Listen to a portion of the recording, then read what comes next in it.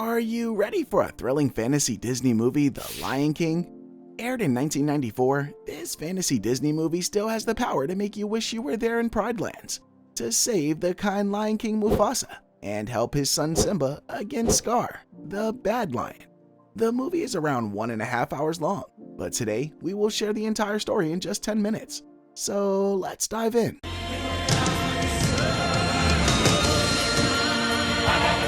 The movie opens with the sunrise in Pride Land, the jungle where everybody lives happily under the rule of the Lion King Mufasa. He is a wise king who understands well how to balance everything, good and bad. This is why life thrives in the jungle, following the rule of birth, life, death, and rebirth, known as the circle of life. It looks like everything is happy for something special. It's the birth of Simba, the son of Mufasa. Mufasa is looking at Simba with love, and the lioness licks the cub. The Zuzu spreads this news of happiness, and all the animals gather happily in front of Pride Rock. Rafiki, the wise mandrill, who serves as the healer of the Pride Lands, welcomes the prince by marking his forehead with the red juice of fruit and sprinkling soil on his head from the Pride Lands. Then he carries Simba to the edge of Pride Rock so that all the jungle animals standing under the edge can see and welcome the prince. All the animals are happy. Rafiki draws Simba's image on the cave's wall, hoping that Simba will prove as good for the jungle as his father is. Simba is an active, playful, curious, and highly motivated cub. As he grows, he wants his father to introduce him to his kingdom. One morning, little Simba wakes Mufasa before sunrise and asks him to show him the kingdom, the Pride Lands. Mufasa takes Simba to visit their kingdom. There, Mufasa tells him, "Everything that touches the light is our kingdom." Simba is inspired to see their big kingdom, standing on the rock. Mufasa tells Simba that one day he will be the king, but he also warns him not to visit the shadowy area, although that is a part of their kingdom. He must understand balance. He also teaches him how animals depend on each other for food by saying that when an animal dies, it turns into grass, and antelope eats the grass. Thus, the great circle of life goes on. The scene becomes funny when Mufasa teaches a hunting lesson by making him pounce on Zazu. Then Simba meets his uncle Scar in his cave, located in the back of Pride Rock. Scar is jealous of Mufasa. That's why he secretly hates Simba.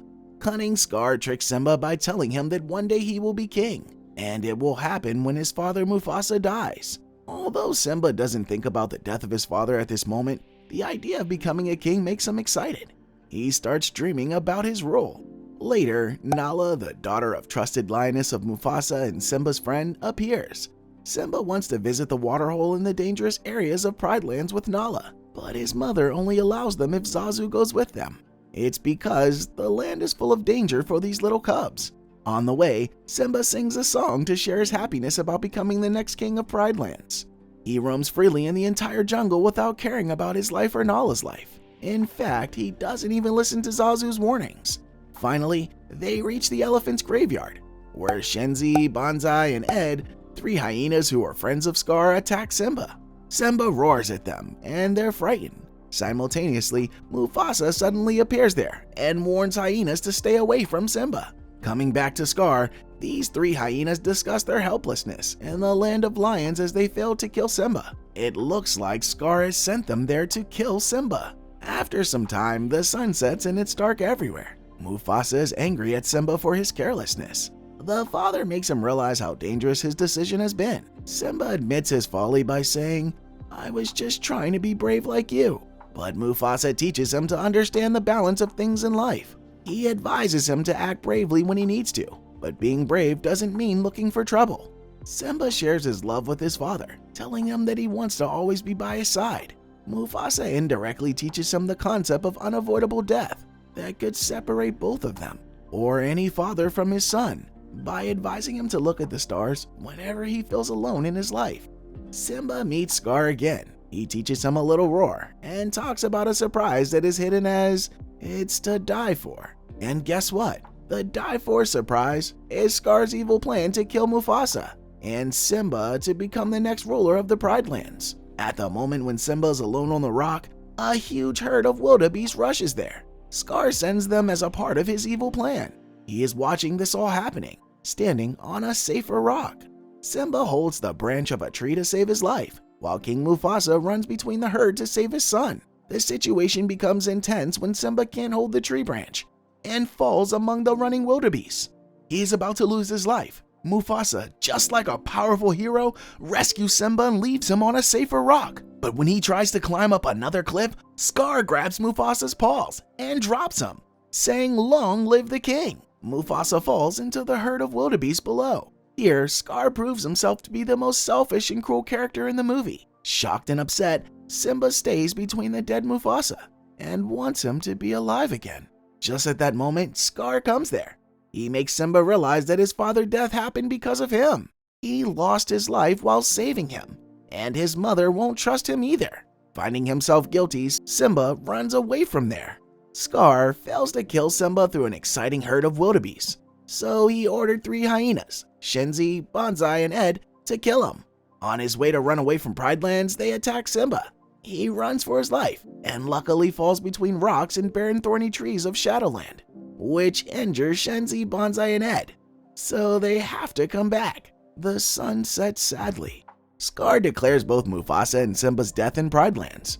Rafiki, in dejection, tries to erase Simba's image, which he once drew on the cave walls, but leaves it unfaded. After some time, the sun rises, and 2 friends, Timon and Pumbaa, a meerkat and a warthog, find Simba sleeping on a barren dry land.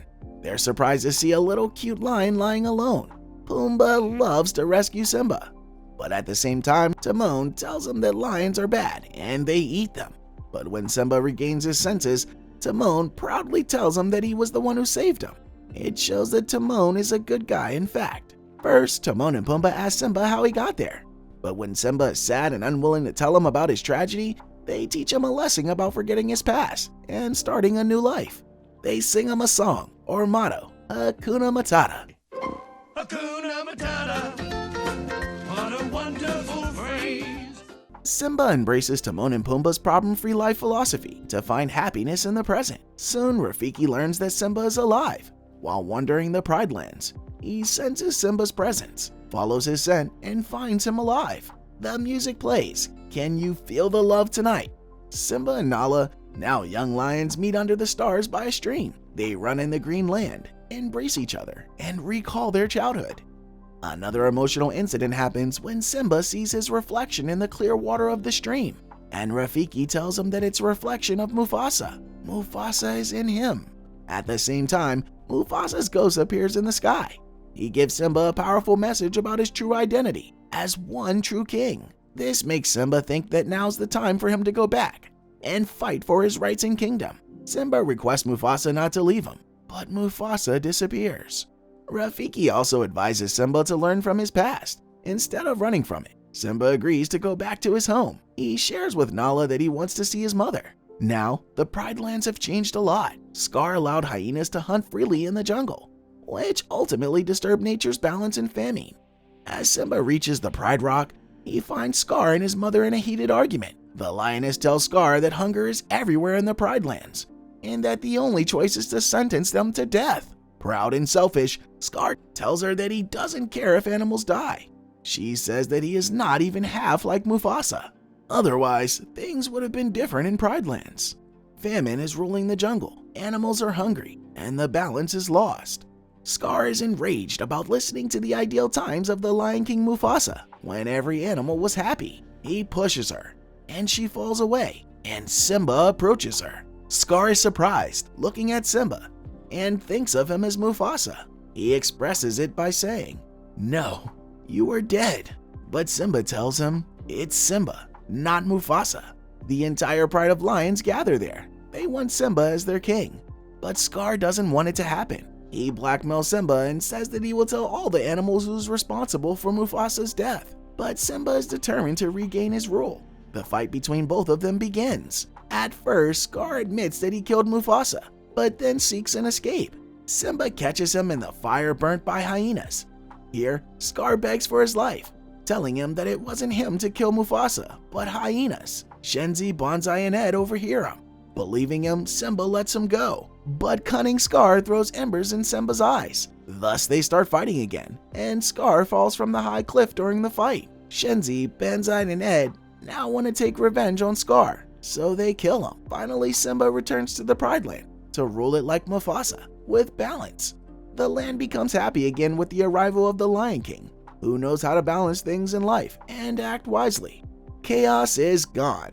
They are living happily. Do you also feel happy for Simba, Nala, Rafiki, Zuzu, and the fortune of all the animals of Pride Lands? Don't forget to give this video a thumbs up and share it with your friends. Let us know in the comments which cartoon series you want us to cover next. Till then, goodbye.